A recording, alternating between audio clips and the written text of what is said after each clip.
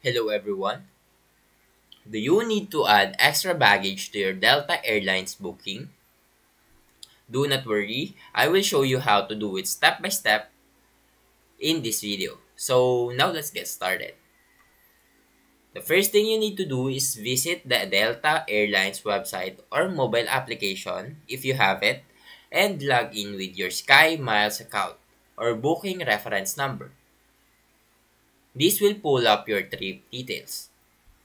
So, under the My Trip section, just click it, find your upcoming flight, and select Manage My Booking. Look for the option to add or modify baggage allowances. Here, you will need to choose the number of extra bags you want or need, and the corresponding weight category. Delta provides a price breakdown based on your destination and class of travel.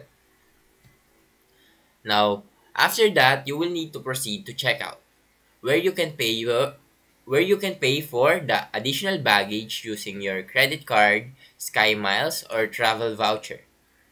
Confirm your purchase and you will receive an updated itinerary. So adding extra baggage to your Delta booking is really quick and easy. Now if you found this video helpful, please leave a like and subscribe.